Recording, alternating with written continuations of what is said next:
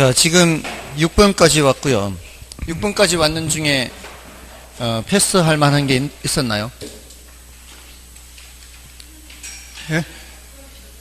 어떤 거요? 예. 예. 16페이지요?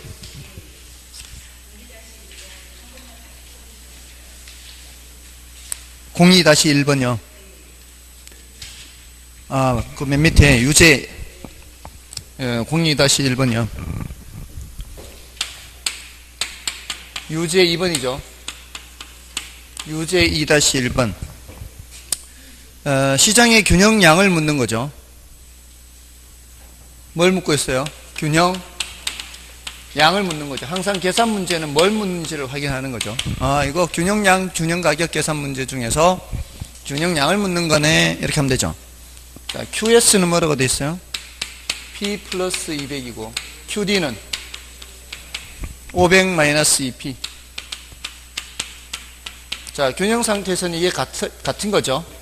P 플러스 200과 500 마이너스 2P가 같아요. 마이너스 2P가 이쪽으로 가면 플러스 2P가 되고요. 이쪽으로 오면은 마이너스 200이 되니까 P와 플러스 2P 하면은 3P가 되겠죠. 플러스 200이 넘어오면은 마이너스 200이니까 300이 되겠죠. 그러면 P가 100이죠. P가 100이면은 우리가 계산해야 되는 거는 양이니까 이걸 넣어야 되겠죠. 그러면은 여기 넣든 여기 넣든 Q는 300이 나오겠죠. Q 301번 아닌가요? 맞죠? 이렇게 푸시면 되겠습니다. 됐나요? 다음에 자, 이제 지금까지 이렇게 했고요. 다음에 이제 요 내용들이에요. 요 내용들. 탄력성 크기를 문제에서 알려줘요. 그리고 나서 수량 변화를 계산하는 문제입니다. 그래서 7번은 어느 지역의 오피스텔 가격이 4% 인상됐어요. 오피스텔 수의 가격 탄력성이 2라면 자, 뭐를 알려주는 거예요? 가격 탄력성을 알려주죠. 가격 탄력성이 2라고 했어요. 자, 이 가격 탄력성이 2라는 것의 의미가 뭐라 그랬어요? 2. 그는 2배만큼 뭐가 변한다? 수량이 변한대요. 뭐의 2배만큼? 가격의 2배만큼. 그래서 가격이 얼마만큼 변하는지를 알려주면은 수요량이 얼마만큼 변하는지를 알 수가 있어요. 맞나요? 가격 탄력성이 2고 가격이 몇 프로 변한다 그랬어요? 4% 인상이라 그랬죠. 37쪽이 7번이에요. 37쪽이 7번. 4% 인상이에요. 자, 그러면은 수량이 얼마만큼 변하느냐 하면은 그 크기와 방향이에요. 크기와 방향. 얘는 크기와 방향을 결정해야 돼. 크기와 방향. 자, 크기는 간단하죠. 이게 2배만큼 변하는 거니까 뭐의 2배만큼? 가격의 2배만큼 변하니까 크기는 뭐만 하면 되는 거예요? 곱하기만 하면 돼요. 곱하기. 곱하기만 하면 크기는 결정이 나고요. 그 다음에 방향은 항상 가격에서는 반대.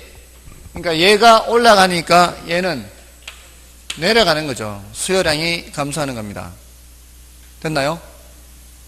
그러면 이거는 사실 이거 계산 문제가 아니고 그냥 눈으로 한번 보고 암산으로 되는 거야. 암산으로.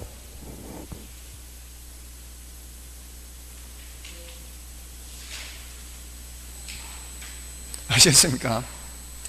탄력성의 개념을 알면 돼요. 탄력성은 몇 배만큼 수량이 변한다라는 의미예요. 그 숫자라고 생각하지 말고 그 의미를 생각하는 의미. 예. 다 거기에는 의미가 또 수학이 숫자의 하나의 언어예요. 언어. 수학이 언어라고요. 언어. 예. 우리가 말하는 언어인 것처럼 예를 들어 소득 탄력성이 마이너스 0.3이다 그러면 단지 그냥 마이너스 0.3이라는 숫자가 아니란 말이에요. 그거는 이건 열등제인 재환에 이렇게 되는 거예요. 소득 탄력성이 마이너스 0.3이라는 거는 뭔지 아시겠죠? 그게 그 분야에서 그 숫자라는 거는 그 어떤 의미를 갖고 있는 거예요. 아시겠죠? 여러분들이 갑자기 의미라고 하니까 그 꽃이 생각나는 꽃. 김춘수의 꽃. 누가 나의 이름을 불러주기 전에는 나는 다만 하나의 몸짓에 지나지 않았다. 누가 나의 이름을 불러주었을 때 나는 그에게로 가서 그의 꽃이 되었다.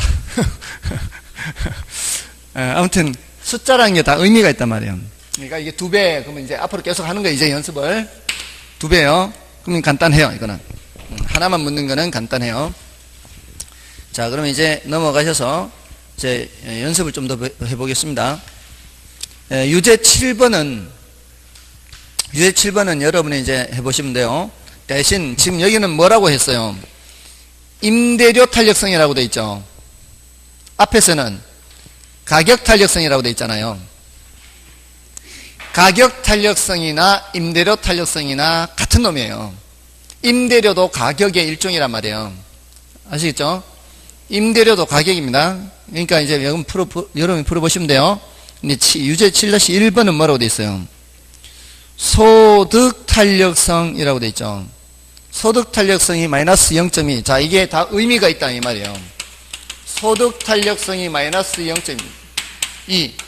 마이너스 0.2배 이런 의미인데, 이 마이너스 붙어 있죠.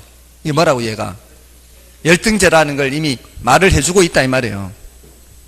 자, 그 상태에서 소득이 몇 프로 변해요?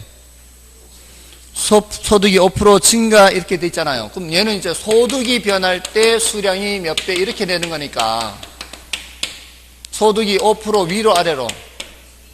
위로. 크기는, 수요량의 크기는 뭐만 하면 되고, 크기는 곱하기만 하면 돼. 이게 이제 마이너스 보지 말고요. 그냥 크기는 0.2 곱하기 뭐만 한다고요. 5 하면 돼. 0.2 곱하기 5. 0.2 곱하기 5 하면 1%. 크기는 나오는 크기는. 방향은 이 말, 방향은. 여기가 마이너스니까, 열등제니까 소득이 변하는 방향과 수요량이 변하는 방향이 반대로 1% 감소. 됐나요? 여러분이 더 연습할 수 있도록 더 예제가 있으니까 연습하시면 돼요. 다만 유제 7-4번을 보세요. 유제 7-4번은 거기는 소득 변하는 거를 퍼센트로 알려주지 않고 있죠. 소득이 100만 원에서 106만 원으로 증가한다면 해서 퍼센트를 직접 계산하라는 뜻이에요. 뭔 뜻인지 아시겠죠? 이제 이런 형태의 문제는 풀 수 있어야 된다. 이제 됐죠? 그럼 이제 어디로 넘어가면 돼요? 8번으로 넘어가면 되죠. 8번 됐죠? 자, 지금 7번은 이거 하나만, 한 가지만 계산하면 되는 거였어요. 7번은 한 가지만 하면 되는 거예요. 8번은 이제 두 가지 이상을 문제에서 주는 거예요. 자, 그러니까 7번과 같은 문제 2개를 합해 놓은 거다 이 말이에요. 7번과 같은 문제 2개를 합해 놓은 거.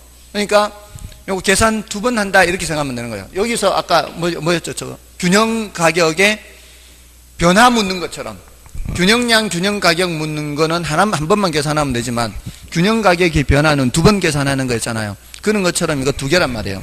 자, 볼까요? 소득 탄력성, 가격 탄력성과 소득 탄력성 각각 얼마라 그랬어요? 가격 탄력성이 뭐이고 0.5인가요? 0.9인가요? 0.9 가격대 0.9 소득 탄력성이 0.5 이렇게 알려줬잖아요. 지금 앞에는 보세요. 앞에는 각각 하나씩 줬잖아요. 근데 이건 한 문제에서 가격 탄력성과 소득 탄력성을 다 줬단 말이에요. 그리고 나서 가격 얼마 변하고 수요 얼마 변하고 얘기할 거 아니에요. 가격이 얼마 변하고 가격이 2% 상승하고 소득은 4% 증가할 때 이 말이에요. 증가할 때. 자, 그러면 각각 여기 변하는 게 있을 거 아니에요. 여기 변하는 것에 전체 변화율 이렇게 묻는 거예요. 전체 변화율. 자, 여기서도 마찬가지. 여러분들이 조금 전에는 이게 소득 탄력성이 마이너스 0.2 이러면은 여기 보세요. 여기 소득 탄력성이 마이너스 0.2면 문제에서 아무 말 없어도 이게 뭐라고 생각을 해야 돼요. 열등제로 생각해야 되죠. 그런 것처럼 여기서도 이게 양수죠. 지금 0.5 양수면은 문제에서 아무 말이 없어도 이게 무슨 제? 정상제라는 걸 생각을 해야 된다 이 말이에요. 다 이게 수학은 숫자가 의미예요, 의미. 뜻이에요, 다. 그냥 단지 숫자가 아니에요. 숫자를 줬을 때 그게 숫자가 수학에서는 어떤 의미가 있단 말이에요, 이렇게. 자, 그러면은, 정상제 같은 방향이고, 다만 가격 탄력성은 항상 어떻게? 반대로. 크기는 뭐만 하면 돼요? 크기는 곱하기만 하면 돼. 29, 18, 1.8%. 이거는 위로 아래로. 이거는 아래로. 가격 탄력성 항상 반대로 아래로. 근데 이거는 곱하면은 2%, 크기는 2%, 방향은 정상제니까 같은 방향 이렇게 간다고요. 됐나요? 자, 그러면은 전체 변화율은 하나는 1.8% 감소, 하나는 2% 증가. 전체 변화는 0.2% 위로 아래로. 위로. 이게 더 크니까. 그러니까 이게 어떤 상황이에요? 이 사람의 상황은. 이 사람의 소득은 늘었는데 가서 보니까 가격은 올라간 거죠. 소득이 늘어서 더 사려고 2% 더 사려고 봤는데 가격이 올랐으니까 이제 좀 줄여서 그래도 0.2%만큼 수요가 증가하는 그런 상황이다 이 말이에요. 됐나요? 그냥 더하기 빼기예요. 더하기 빼기. 곱하기 더하기 빼기예요. 곱하기 더하기 빼기. 이게 이제 마이너스면 빼기가 되는 거. 이게 둘 다 위면 더하기 하는 거고. 곱하기는 크기 계산하는 거는 곱하기 하는 거고. 됐나요? 이건 몇 가지? 두 가지. 아까는 한 가지. 된 거죠. 자, 그러면 할만해요? 그렇지 않은가요? 할만한 거죠. 지금까지 패스하는 거 없죠? 지금까지 패스하는 거 없어요. 자, 이제 드디어 패스하는 게 나와요. 자, 패스하는 게 나옵니다. 9번, 10번이 난이도가 조금 높아요. 이제 설명은 드리는데 8번 나머지는 이제 여러분이 연습하시면 돼요. 자, 근데 9번을 보세요. 9번을 보시면 이게 뭔가 하면은 지금 조금 전에 이 문제를 잘 보세요. 조금 전에 이 문제는 요거 알려줬어요. 문제에서 요거 알려줬거든요. 요거 안 알려줬어요. 문제에서 요거 알려준 거예요. 문제에서 안 알려준 건 요걸 안 알려준 거예요. 그러면서 요걸 묻는 거죠. 자, 그럼 요거 계산하기 위해서는 어떻게 해야 돼요? 요놈을 계산해서 요거 계산해야 되겠죠. 맞나요? 그럼 요 구조를 잘 보시면 꼭 9번 문제는 뭔가 하면은 9번 문제는 요걸 알려준 거예요. 요거를 알려주고 요거를 묻는 거예요. 요걸 묻는 거예요. 그러니까 이게 난이도가 올라가는 거예요.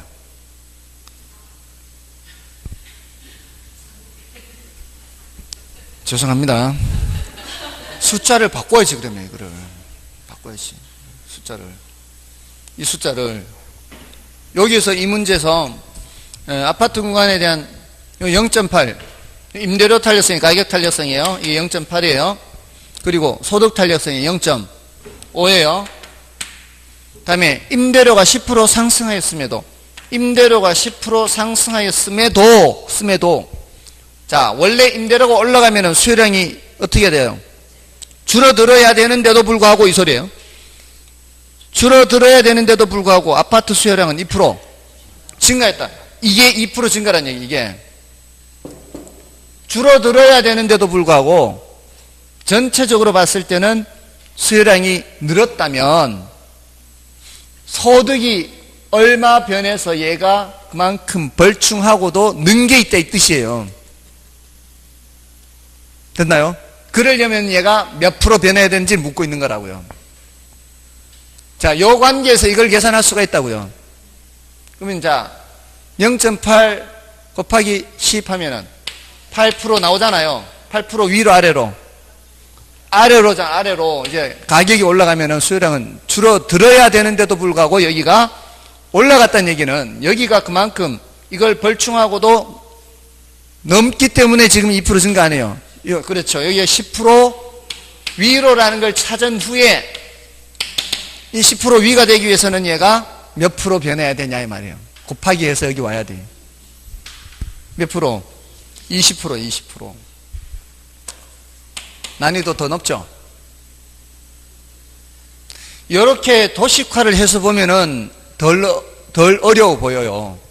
근데 저걸 문장으로 읽었을 때 이걸 생각할 수 있는 사람이 얼마나 될 것 같아요? 어려워요. 그래서 난이도가 높아요. 예, 제가 늘 말씀드리지만 수학에서는 애들한테 초등학교 2학년 9단 배우는 애들한테 5 곱하기 3이 뭐니? 이렇게 물으면 금방 대답해요.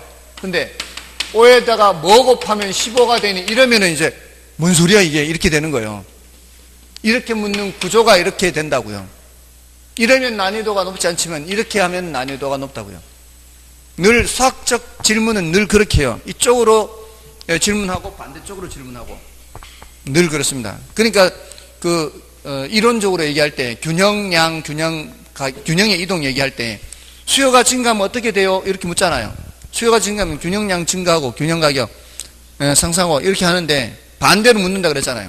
균형 가격이 상승하는 경우는 어떤 경우예요? 이렇게 반대로 묻는다고요. 항상 이게 질문을 이렇게 한단 말이에요. 그거를 숙달시켜 놓으면 난이도 높은 문제도 다 해결할 수가 있는 거죠. 됐나요? 자, 난이도 높고요. 10번도 난이도가 좀 높아요. 10번도 9번은 유제는 여러분이 풀어보시고 요거는 이제 난이도 높은 이유가 자 보세요. 지금 우리 이 문제는 이걸 알려주잖아요. 탄력성을 알려주고서 우리가 퍼센트로 된 거를 문제에서 알려주죠. 가격이 몇 프로 변하면 탄력성이 어떠하면은 수량이 몇 프로 변하는 것을 구할 수 있잖아요. 그러니까 가격이 몇 프로 변하면 탄력성을 곱하기만 하면은 수요량이 몇 프로 변하는지 알 수 있죠. 알 수 있잖아요. 가격이 4% 변할 때 탄력성이 2다 그러면은 여기가 8% 이렇게 곱하기 하면 나오잖아요. 요게 이제 우리가 가장 이제 쉽게 생각할 수 있는 건데 지금 10번은 뭔가 하면은 여기를 퍼센트를 알려주지 않은 거예요. 퍼센트를 알려주지 않으니까 이 퍼센트를 직접 계산해야 되는 거고 여기서도 퍼센트를 묻는 게 아니고 수량 변화를 묻어요. 수량 변화, 수량. 퍼센트를 묻는 게 아니고 이걸 묻는다, 이거를. 그러니까 이 절차가 수량으로 돼 있는 거를 퍼센트로 바꾼 후에 이 퍼센트 변화를 이 퍼센트 변화로 바꾼 후에 다시 뭐로 바꿔야 되는 거예요? 수량으로 바꾸는 거예요. 이 절차가 제일 긴 거라고요. 이 구조가 그렇다고, 구조가. 문제의 구조가 그래요. 자, 그러니까 자, 읽어볼게요. 주택시장이 서로 대체 관계에 있는 아파트와 빌라로 구성되어 있으며 아파트 가격에 대한 빌라 수의 교차 탄력성 0.8이라고 가정하자. 뭐는 알려준 상태예요. 요거는 0.8 알려준 상태죠. 교차 탄력성은 0.8이라는 걸 알려준 거예요. 자, 그런데 가격이 아파트 가격이 1,600만 원에서 2,000만 원으로 상승한다면 이걸 알려줘요. 이거 아파트 가격이 1,600에서 2,000 이걸 알려준 거예요. 이거를 1,600에서 2,000으로 됐나요? 그러면 뭐를 계산할 수 있고 퍼센트 가격 변의 퍼센트를 계산할 수 있고 그 다음에 뭐를 계산할 수 있어요? 요 곱하기만 하면은 수량 변하는 퍼센트를 알 수 있죠. 그럴 거 아니에요. 아직 계산 안 했지만. 그리고 질문하는 게 뭐예요? 질문하는 게 빌라 수요량은 1200세대에서 몇 세대로 증가할 것이다 이렇게 돼 있잖아요. 맞나요? 이걸 묻는 거예요. 이거를. 자, 그럼 보세요. 자, 여기서 아파트 가격이 얼마에서 얼마로 변했어요? 1600에서 2000으로 변했단 말이에요. 이걸 퍼센트로 나타내면 어떻게 해야 돼요? 1600분의 400, 그 최초값 기준으로 한다 돼 있죠? 네, 그런 말이 없어도 이제 원칙적으로는 최초값이에요. 그러면 1600을 분모를 하라는 얘기 아니에요. 1600분의 400 하면 이거 몇 프로예요? 25%죠. 자, 이제 25% 계산한 상태예요. 요걸 요렇게 퍼센트로 바꿨어요. 근데 탄력성 알려줬잖아요. 그럼 여기가 몇 프로란 말이에요? 수량 변화는, 가격 변화가 25%면 수량 변화는 곱하기 하면 되는 거 아니에요? 곱하기. 몇 프로? 20% 나올 거 아니에요? 20%. 항상 수량 변하는 거는 20% 이렇게 곱하기 하는 거니까. 근데 이가 교차 탄력성이라고 돼 있죠. 교차 탄력성이 0.8은 이거는 대체제라니, 대체제. 교차 탄력성 양수 줬으니까. 여기가 25% 위로야, 아래요? 위로죠? 그럼 여기도 위로죠, 위로. 같은 방향, 교차 탄력성이니까. 자, 근데 20% 변하는 걸 수량으로 바꿔야 된다고요. 원래 몇 세대였어요? 원래 1200세대였잖아요. 여기서 20% 바뀌는 거니까 여기 20% 계산하면은 240인가요? 그럼 240 바뀌면은 총 1440 이렇게. 자, 이제 문제의 구조가 보이십니까? 이쪽에서 이 퍼센트로 안 알려주고 이렇게 한 거를 뭘로 바꾼 후에 퍼센트로 바꾼 후에 탄력성 곱해서 퍼센트. 이게 우리는 여기에 익숙해져 있단 말이에요. 여기에 중간에 익숙해져 있다고요. 중간에. 이게 뭐예요? 조금 전에 7번 8번이 그거라면 7번 8번이 요거란 말이에요. 7번 8번은. 근데 9번은 요렇게 10번인가 이게? 9번은 난이도가 높은 거였고 아까 거꾸로 묻는 거였고, 그러니까 7번 8번은 요렇게 묻는 거고 10번은 지금 이걸 묻는 거예요. 여기서 이거. 그러니까 구조를 잘 기억하시라고요. 됐나요? 그렇게 하고 지나가시면 되고요. 그러니까 지금 9번 10번은 난이도가 좀 높은 거죠. 자, 나머지는 연습해 보시면 되고, 자 11번은 정보가치 계산이죠. 자, 이거는 중요도가 조금 낮다 볼 수 있어요. 지금 이게 10번 주제까지 다 했어요. 지금 탄력성까지 수요 공급에서 나올 수 있는 경우들을 다 한 거예요. 수요 공급에서 나올 수 있는 경우들을 다 했어요. 자, 이제 정보가치 계산은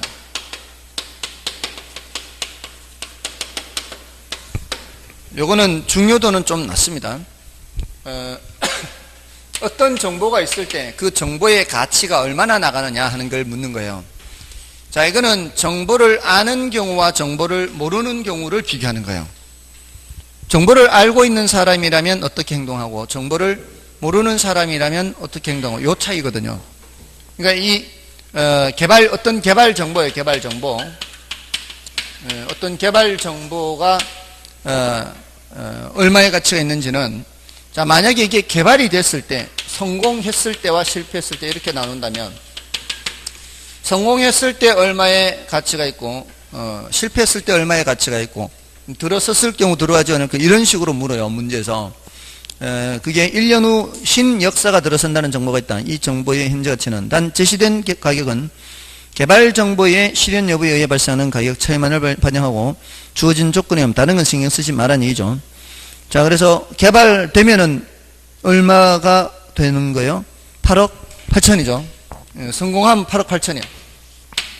8.8억이에요. 8.8억. 실패하면은 6억 6천이에요.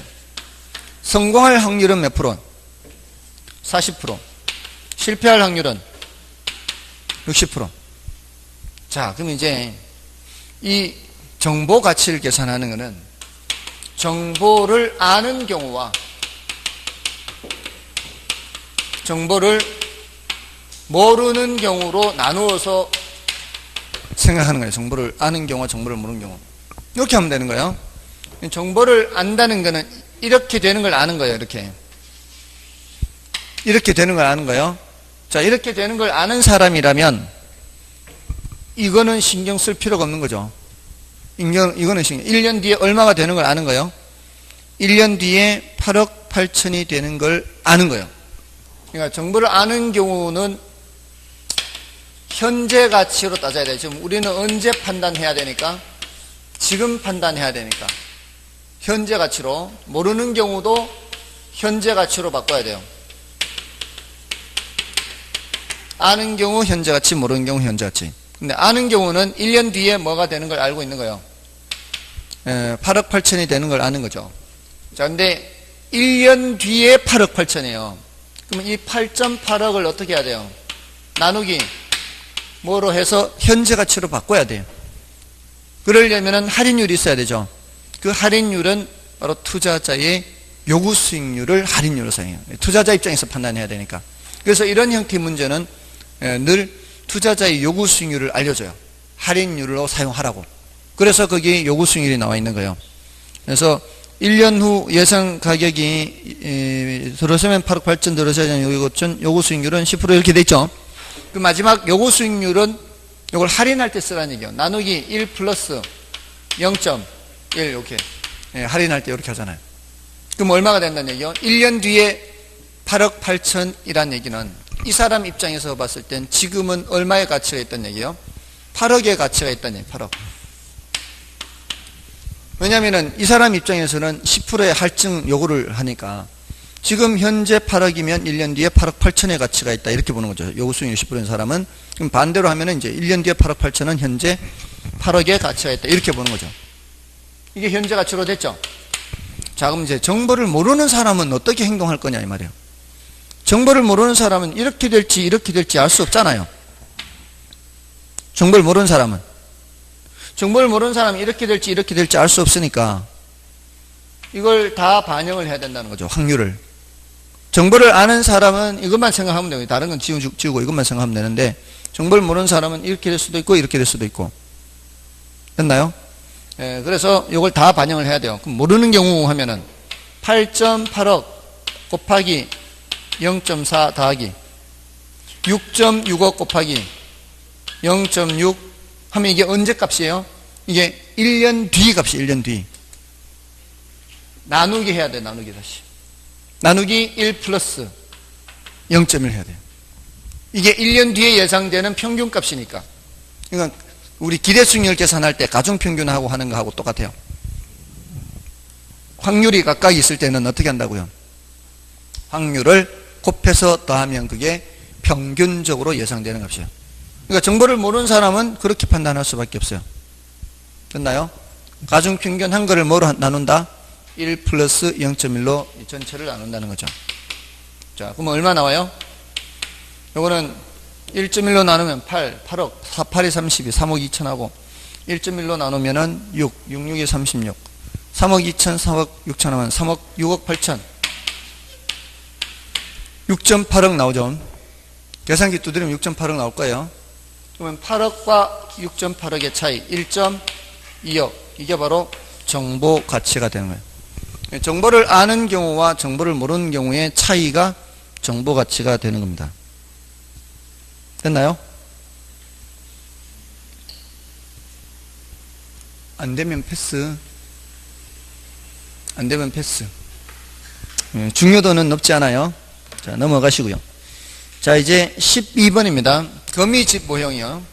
이거는 계산 문제라고 보기는 좀 어렵습니다. 거미집 모형은 수탄수 공탄발 하는 거지 않습니까? 공탄이 수탄보다 더 크면 수요의 가격 탄력성이 공급의 가격 탄력성보다 더 크면 무슨 형? 수렴형, 수탄수, 공탄발 이거죠.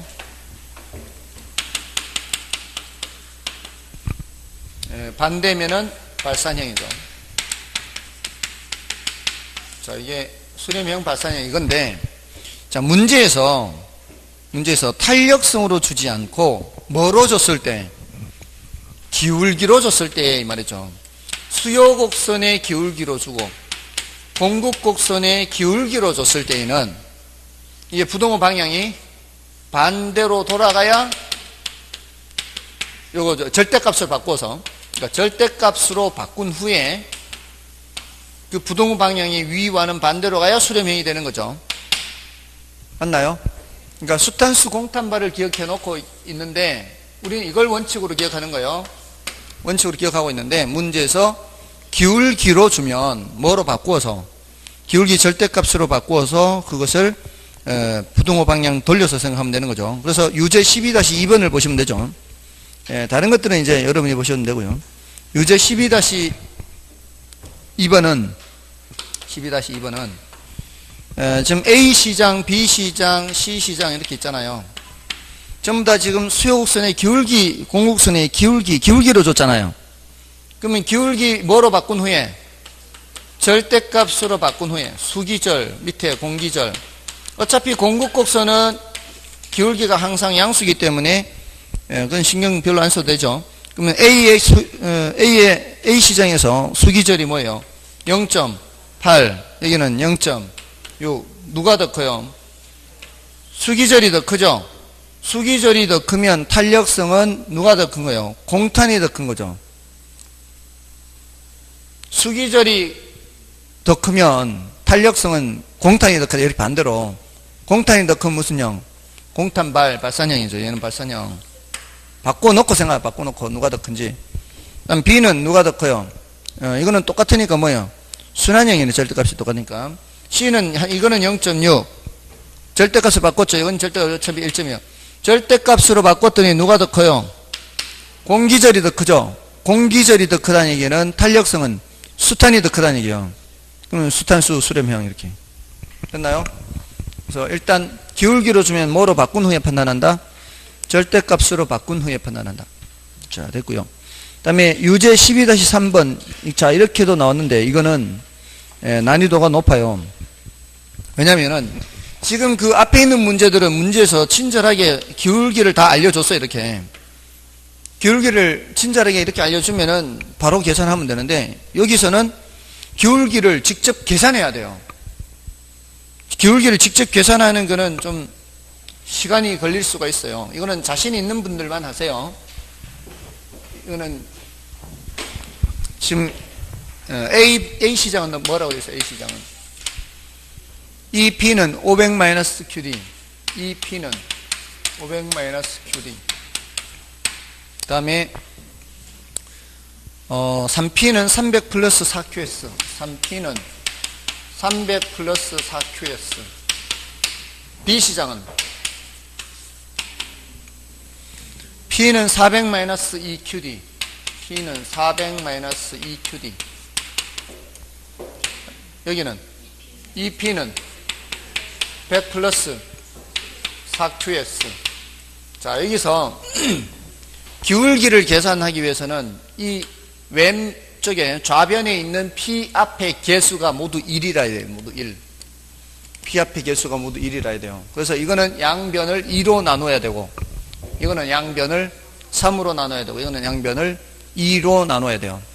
그래서 양변을 나누게 하는 거 부록에 다 해놨어요. 그래서 이걸 양변을 2로 나누면 P는 250-2분의 1 QD가 되고요. 얘는 P는 100 플러스 3분의 4 QS가 되고요. 얘는 그대로 두면 되고, 얘는 P는 50 플러스 2 QS 이렇게 바뀌죠. 일단 이렇게 바꾼 후에 기울기를 찾는 거예요. 바꾼 후에. 자, 여기서는 기울기가 뭐예요? 마이너스 2분의 1이에요. QD 앞에 붙은 숫자. 여기는 3분의 4가 기울기예요. 여기서는 마이너스 2가 기울기예요. 여기서는 플러스 2가 기울기예요. 2가 기울기예요. 여기는 같으니까 기울기 절대값이 같죠, 이게. 기울기 절대값이 같으면 순환형. 여기는 기울기 절대값으로 바꿔보자고요. 요거는 기울기 절대값으로 바꾸면 2분의 1이고 3분의 4고 누가 더 커요? 3분의 4가 더 크죠? 공기절이 더 크죠? 공기절이 더 크죠? 그러면은 탄력성은 수탄이 더 큰 거죠. 아시겠죠? 항상 기울기를 제시를 할 때는 기울기 절대값으로 한 후에 공기절이 더 크면 수탄이 더 큰 거고요. 반대로 부동방이 반대로라니까. 아시겠죠? 그렇게 기억하시면 돼요. 우리는 항상 수탄수 공탄발 이게 훨씬 더 기억하기가 간편하니까. 근데 여기서는 기울기를 문제에서 안 알려줬기 때문에 기울기를 직접 계산하는 거예요. 자신 있는 분들만 하는 거예요. 안 그러면 패스. 그러니까 입장 정리하라고 거기 적어 놓으라고요. 아, 나 이거 패스. 그러니까 이런 걸. 입장 정리를 그렇게 하라고요. 자, 이제 13번.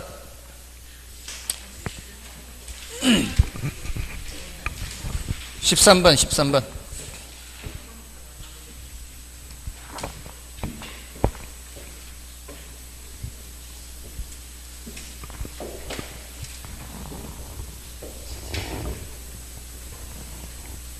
자, 13번은 뭐라고 되어 있어요? 임대료 규제죠.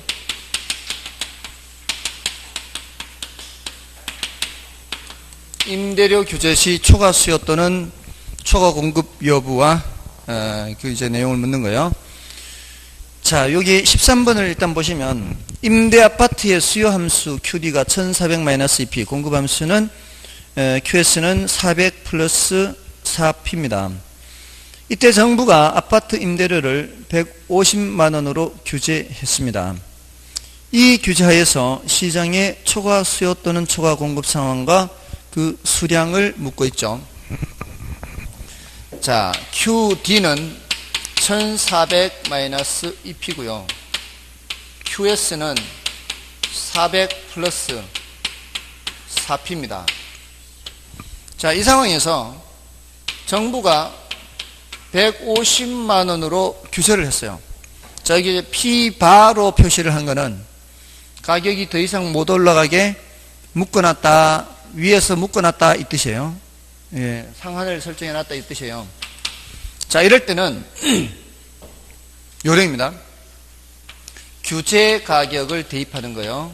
규제 가격을 대입. 어디에다 대입하는 거예요? 여기도 대입하고 여기도 대입하고 이제 P가 있는 곳에다 대입하는 거예요. 규제 가격을 대입을 해서 수요량이 공급량보다 더 많이 계산될 수도 있겠고, 아직 계산하기 전이잖아요. 계산이 집어넣었을 때 수요량이 더 많을지 공급량이 더 많을지 이렇게 나올 거 아니에요. 이렇게 나올 수도 있고 어떻게 나올 수도 있어요. 수요량보다 공급량이 더 많을 수도 있을 거 아니에요. 물론 똑같이 나올 수도 있겠는데, 똑같이 나오는 거는 이렇게 질문하지 않겠죠. 균형 상태의 가격일 거니까, 양쪽이 똑같이 나온다는 거는 그 가격이 균형 상태니까, 예, 그때는 이렇게 문제를 안 낼 거예요.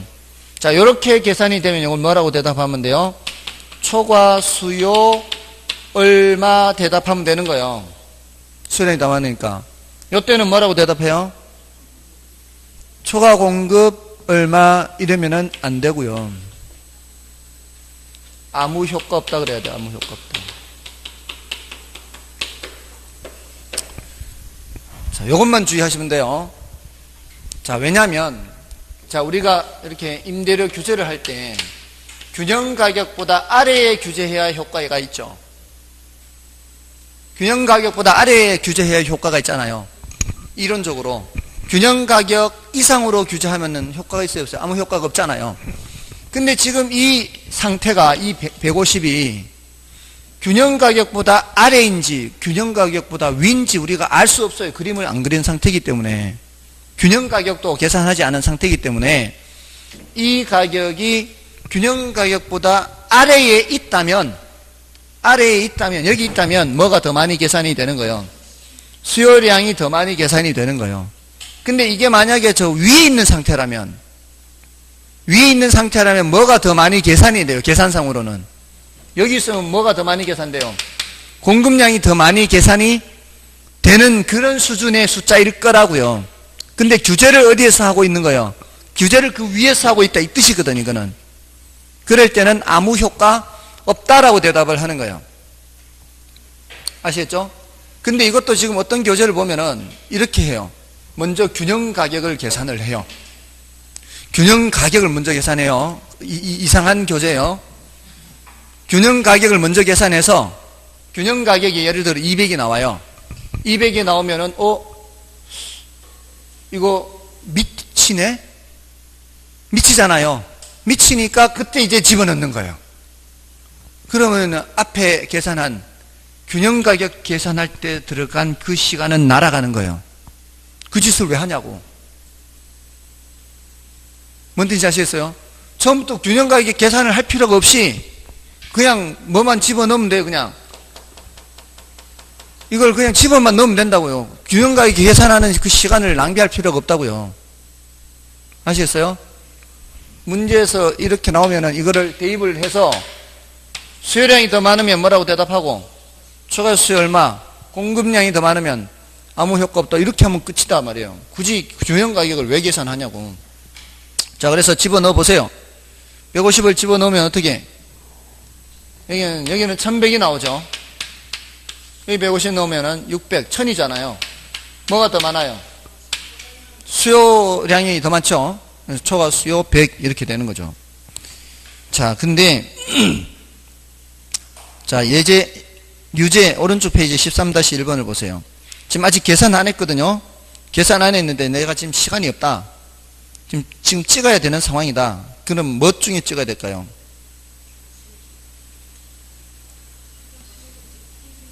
1, 2, 5 중에 찍어야 돼. 1, 2, 5 중에. 절대로 초과 공급 얼마 이렇게 나올 수 없다고요. 임대료 규제할 때는. 분양가 규제, 임대료 규제에서는 절대로 초과 공급이란 말이 나올 수가 없다고. 그러니까 찍어도 1, 2, 5번 중에 찍어야 된다 이 말이에요. 아시겠죠? 여러분이 해보시면 되겠죠? 자, 연습해 보시고요. 다음에 이제 지렛대 효과요. 넘어가시면은 14번 지렛대 효과. 자, 그러니까 이 각각의 주제별로 요게 요령 요런 거. 아까 탄력성에서는 탄력성 탄력성을 제시하고 수량 변화율을 묻는 거는 크기와 방향 결정하는 크기와 방향. 크기는 곱셈하는 거고 방향은 같은 방향인지 반대 방향인지, 가격은 항상 반대 방향. 소득 탄력성이나 교차 탄력성에서는 양수면 같은 방향, 음수면 반대 방향. 이렇게 이걸 자꾸 매뉴얼을 기억해요. 이 매뉴얼. 이게 매뉴얼이에요. 계산 문제는 매뉴얼을 자꾸 생각해야 돼. 매뉴얼. 그래서 그 문제를 봤을 때 그 매뉴얼이 생각이 나야 푸는 거 아니에요. 이 문제는 어떻게 보는 문제, 이런 문제 어떻게 보는 문제. 그러고 나서 이제 연습하는 거죠. 그러면은 계산 문제가 오히려 더 유리할 수가 있어요. 계산 문제가 더 확실하기 때문에. 자, 이제 지렛대 효과는 이제 두 가지 형태요. 하나는 지분 수익률을 묻는 문제와 하나는 지렛대 효과의 크기예요. 크기를 묻는 문제. 지분 수익률과 지렛대 효과의 크기. 일단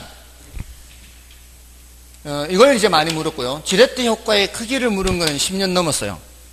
최근 10년 동안 계속 주구장창 그냥 지분 수익률만 물었어요. 지분 수익률이라는 게 뭐예요? 내 돈 투자한 금액에 대해서 내 돈의 수익이 얼마나 되는지를 퍼센트로 나타내는 거 아니에요. 근데 투자할 때 남의 돈, 내 돈 합해서 투자하는 경우가 많잖아요. 그러면은 그 벌어들인 수익이 다 내 것이 아니죠. 그 남의 돈이 투자된 것에 대해서는 뭐를 줘야 돼요? 이자를 줘야 되죠. 그러니까 그 전체 번 것에서 뭐를 빼앗낼 것이에요? 이자를 빼앗낼 것이다 이렇게 생각하시는 거예요. 전체 번 것에서 이자를 빼야 된다 이렇게. 근데 그 전체 번 것이 임대료 수입도 있지만 뭐도 있어요? 시세 차익도 있다고요. 항상 우리 부동산에 투자할 때는 소득이득과 자본이득 두 가지예요. 그 두 가지에서 뭐를 빼야 되는 상태예요? 이자를 빼야 되는 상태. 그 다음에 분모에는 내 돈 투자액이 들어가야 되는 거예요. 그러니까 지분 수익률은 지분 투자액, 내 돈이죠, 내 돈. 지분 투자액분에 여기 전체 수익에서 뭐를 뺀다? 전체 수익에서 이자를 뺀다, 이자.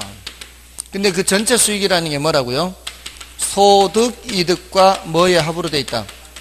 자본이득의 합으로 돼 있다는 거예요. 근데 자본이득은 시세차익이요. 가격 변화, 부동산 가격 변화. 소득이득은 순영업소득으로 나타나요. 표시가 될 때. 그 두 개를 다 한 후에 이자를 빼는데 어떤 문제에서는 자본이득을 안 줘요.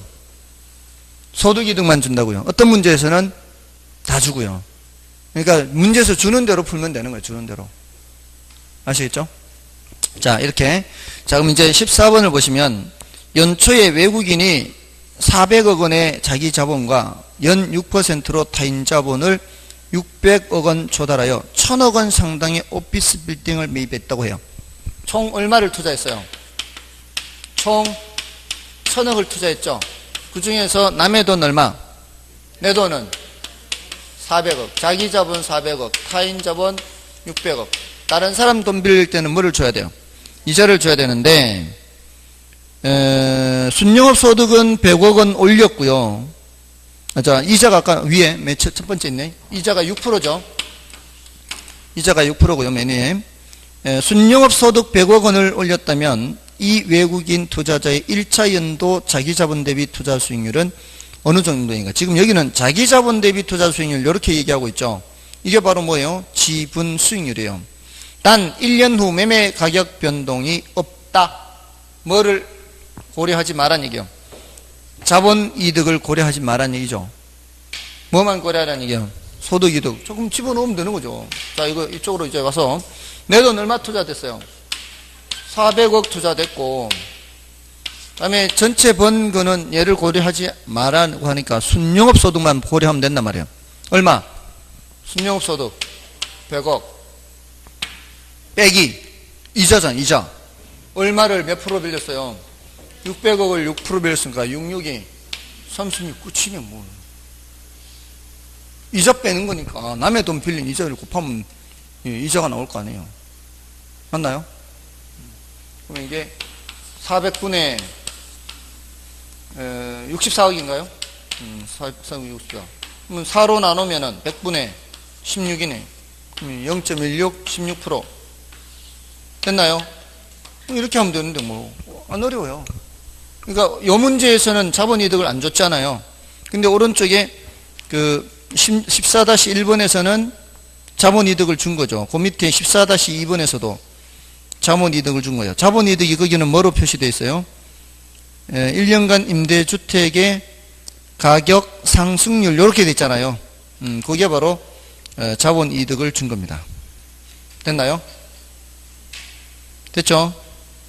자, 요런 형태가 있고요. 요거보다 이제 난이도가 조금 더 높은 게 넘어가시면은 14-3번이에요. 그러니까 유제 14번이나 다른 앞에 거는 요거 같은 유형이니까 여러분이 연습하시고 14-3번을 가면은 요게 이제 약간 이제 난이도가 높은죠. 지뢰 효과에 뭘 묻고 있어요? 크기를 묻고 있죠. 지뢰 효과의 크기. 지뢰 효과의 크기를 묻는 거는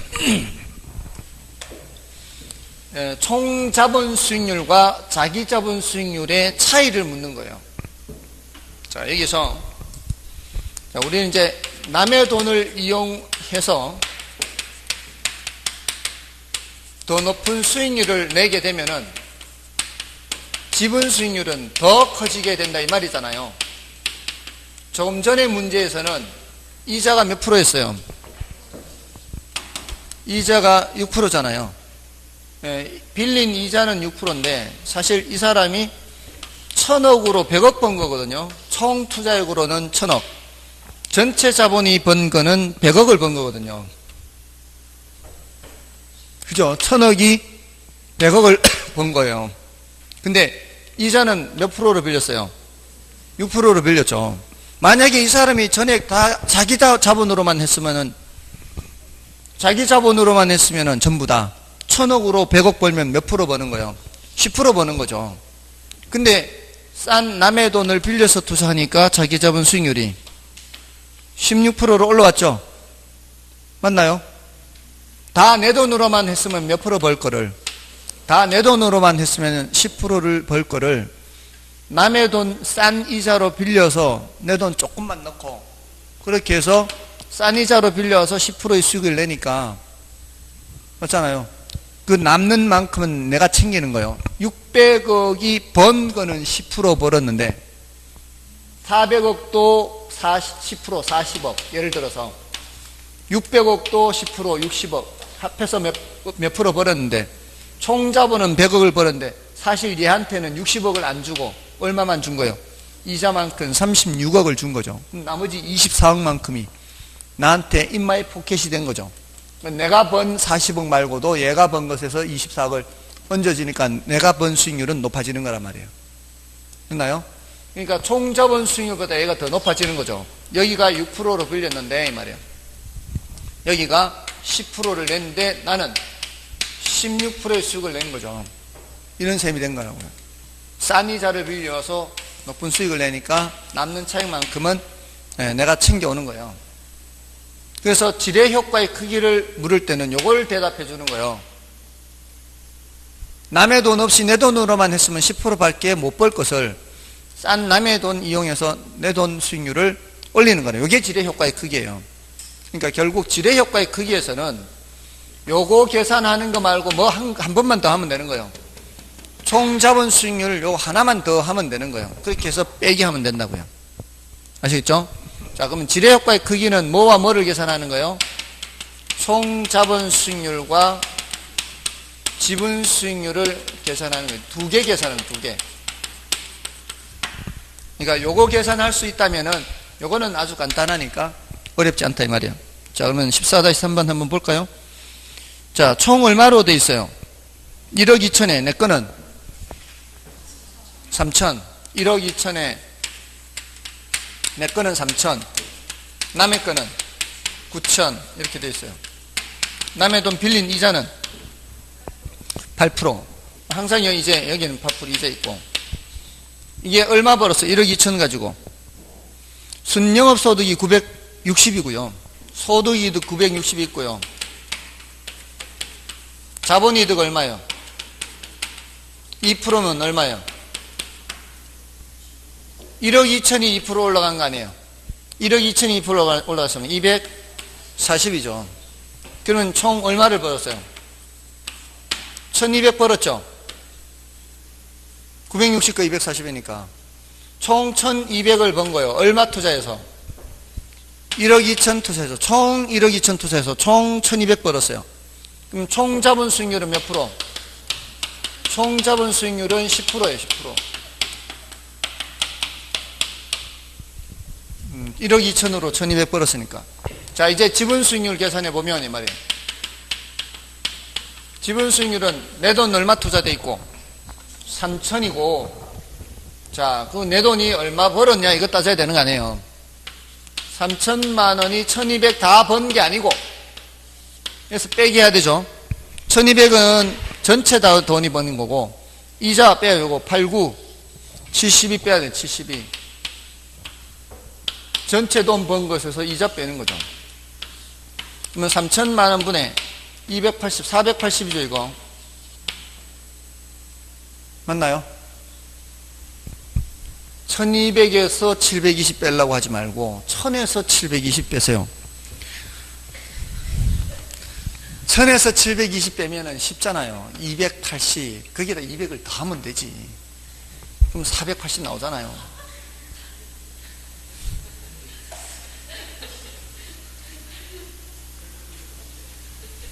왜 고지고대로 하려고 그래요? 그냥 나누면 되지, 이렇게. 공부를 안 해봐서. 자, 아무튼 3000분의 480. 그러면 이거 계산기 두드리면은 0.16 나오나요? 16% 나오죠? 0.16, 16%. 자, 그러면은 내 돈으로만 투자했으면 10% 벌 걸 남의 돈하고 함께 투자해서 16% 벌었으니까 요 차이 몇 퍼센트 포인트? 6% 포인트. 요게 이제 지뢰 효과가 발생한다 이 말이에요. 됐나요? 자, 됐죠? 자, 근데 넘어가시면은 그 14-4번은 조금 난이도가 높아요. 네, 난이도가 높으니까 요거는 해설을 보시고 자신 있으신 분들만 하세요. 좀 쉬고 이제 기대 수익률, 자, 요거 들어가겠습니다.